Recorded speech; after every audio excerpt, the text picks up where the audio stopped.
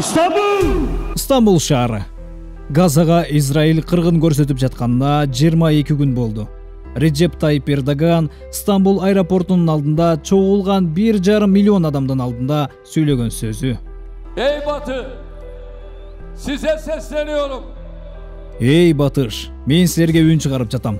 Силер кайрадан жарым ай менен кресттин ортосунда согуш чыгарганыңар барбы? Израиль 22 күндөн бери ачыктан ачык аскер кылмыштарды жасап жатат. Израиль, биз да сени дүйнөгө аскер кылмышкери деп жар салабыз. Биз да сени дүйнөгө аскер кылмышкери деп жар салабыз. Биз буга даярданып жатабыз. Биз буга даярданып жатабыз. Şimdi açık konuşuyoruz. Силер менен ачык сүйлөшөлү. Акыркы 10 жылдан бери террор менен күрөшүү үчүн эмнени жасабадык? Канчалаган ийгиликтерге жетпесек дагы, аларга карабастан ишке ашырдык. Кудай буйруса, мындан кийин да бир күнү кечинде айтпастан келишибиз мүмкүн деп айтам.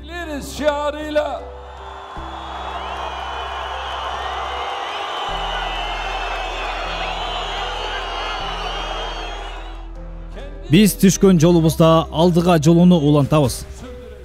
Бир туугандарым, мамлекеттин башчысы катары мен элибизди сүйөм.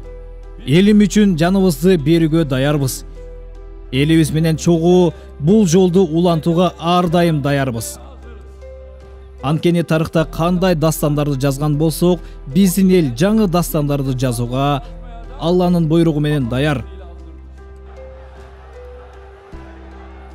Сөз кылып жатканыбыз ким экенин билесиңер да, туурабы? Газадагы кыргынга эң күнөөлүү болгон бул Батыш балдардын өлүмдөрүнө берген бардык колдорунун демократия, адам укуктары, адилеттүүлүк сыяктуу сөздөрү менен жашырууга кылган аракеттери өзүнчө комедия. Баары билет. Израиль бул аймакта бир күнү курмандыкка чалына турган жөн гана пешка. Бул аймакта болуп жаткан оюндун чыныгы авторлору Израилдин жасаган иштерине колдоо көрсөтүп жаткандар. Анткени Израилдин уруксаты жок, эч кандай кадам жасабайт. Эгерде алардын макулдугу жок өз алдынча кадам жасай турган болсо, Израиль 3 күндө жок болот. Анткени Батыш өз колдорун кирдетпейт. Кээ бирлери акча менен сатып алып, кээ бирлери арасында фитна жайып, бири-бири менен уруштурушат. Кээ бирлердин болсо Израилдей болуп жаткан мисалдай эле күнөөлүүлөрдүн үстүндө жайып, ушундай ыкмаларды, ушундай техникаларды колдонууну жакшы көрөт. Биз бул нерсени жакшы билебиз. Ар бир оюндун аягы болгондой эле Батыш бул кир тактикасы эми баарына эле түшүнүктүү болуп калды. Бул нерсени жакшы билебиз.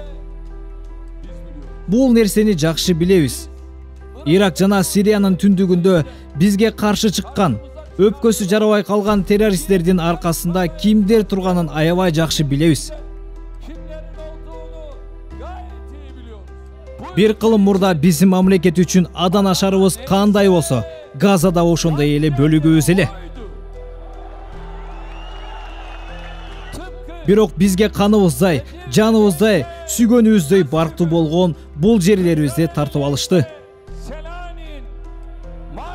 Жалгыз гана физикалык жактан бөлбөй, алар биздин аң сезимибизден жана жүрөгүбүздөн чыгаруу үчүн түрдүү амалдарды кылышты. Ne diyoruz?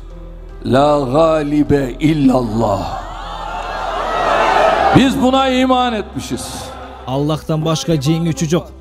Биз бул нерсеге ишенебиз. Жеңүүчү болгон жалгыз гана Аллах. La galibe illallah. Жеңүүчү болгон жалгыз гана Аллах. 1947'de 1947-жылы Газа, Палестина эмнеле? Бүгүн болсо эмнеге айланды? Ya İsrail, sen buralara nasıl geldin? Ey Израиль, бул жактарга кантип келип калдың? Кантип кирип калдың? Сен жөн гана баскынчысың. Сен уюмсуң. Чындыгында түрк эли бул нерсени билет. Батыш болсо сага карызы бар. Бирок Түркиянын сага карызы жок. Ошондуктан биз эркин сүйлөп жатабыз. Жана Түркиянын сага карызы жок болгон үчүн Эрдоган ушинтип сүйлөп турат. Ey Batı!